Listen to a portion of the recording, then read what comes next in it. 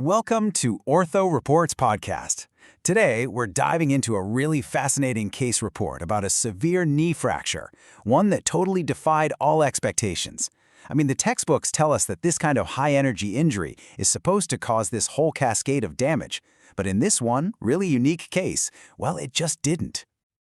So, let's jump right in. First, we're going to talk about why this fracture is usually considered so serious. Then, we'll meet the patient, and you'll follow him right into the operating room where there was a huge surprise. We'll track his recovery, and finally, unpack what this one-of-a-kind case really teaches the medical world. All right, first things first, what exactly is this injury, and why is it normally such a big deal? Let's get the baseline down before we get to the curveball. So we're talking about a very specific break, right on the top surface of the shin bone, where it makes up the knee joint. It happens when the knee gets violently forced backward and kind of pushed into a bow-legged position at the same time. Think high-energy trauma. Now, what's really striking here is just how rare this particular fracture is. I mean, look at the chart. Of all the fractures on the inner side of the tibial plateau, this specific anteromedial type, it makes up less than 10%. It's a really uncommon injury in orthopedic trauma. And this slide, this highlights the whole problem. The kind of massive force it takes to cause this fracture almost never just stops at the bone. The expectation is that it's going to tear up the knee's crucial stabilizing ligaments too. So damage to these soft tissues isn't just a possibility. It's pretty much what every surgeon is trained to expect. Okay, so let's move on and see how one patient's really unfortunate run-in with a horse put all of these textbook expectations to the test. So our case revolves around a healthy 44-year-old guy. He gets kicked by a horse, a textbook hyperextension injury. The next day, he shows up at the hospital with severe pain, a ton of swelling, and he can't put any weight on it at all. Here's a quick little play-by-play of his journey, from the moment he was injured to his final follow-up 7 months down the road. It all looks pretty straightforward, but there was a major surprise hiding right there in the middle. The first x-rays confirmed the tibial plateau fracture, sure, but they also spotted something else, a fibular head fracture. Now, this is known as the arcuate sign, and for surgeons, it's a massive red flag. It's a strong indicator that key ligaments have been ripped right off the bone. Next up, a CT scan. This gave the surgeons a perfect 3D map of the broken bone so they could plan the surgery.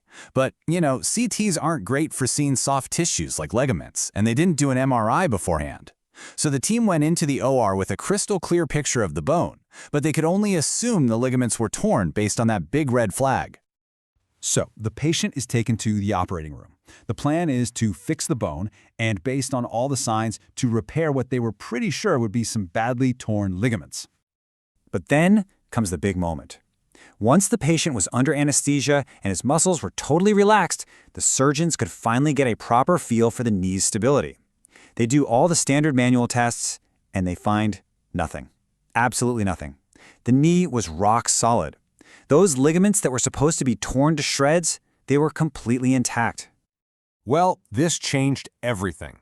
Suddenly, no complex ligament repair was needed. The focus shifted entirely to the bone. They performed what's called an OIF, open reduction and internal fixation, where they made an incision, put the bone fragments back together like a puzzle, and then secured them with a metal plate and screws. Live x-rays confirmed everything was stable before they closed him up.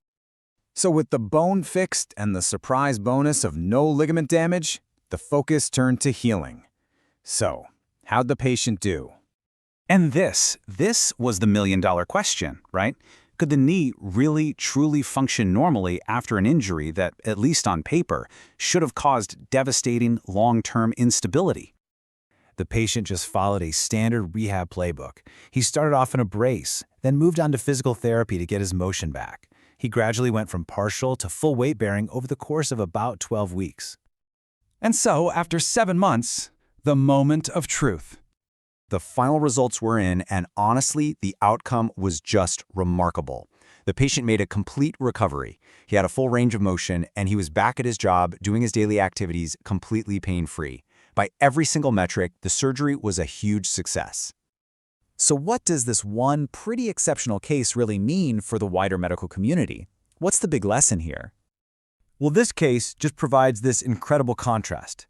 The textbook expectation is that this fracture always comes with major ligament damage that needs a complicated reconstruction. The reality, at least in this one case, was that it was just an isolated bone injury where a simple fixation led to a fantastic outcome. Now, of course, we got to be scientific about this. The authors are clear about the limitations. I mean, this is just one patient, so we can't make sweeping generalizations. And without that pre-op MRI, you can't 100% rule out some very, very subtle ligament damage. Plus, you could argue that a 7-month follow-up is still relatively short-term. But the final takeaway from the report, the clinical message, is still incredibly powerful and clear. It says that these fractures can happen in isolation, and that it's critical for surgeons to identify this uncommon pattern to make sure the joint stays stable. So what's the bottom line for future patients? It means this case is a critical reminder for doctors to evaluate every single patient individually and to really truly trust their physical exam. It challenges that baked-in assumption that this injury pattern automatically means a ligament catastrophe. For future patients, this could mean avoiding a much more complex and invasive surgery. It's just a powerful reminder that sometimes in medicine, the exception is what rewrites the rule. Thanks for listening.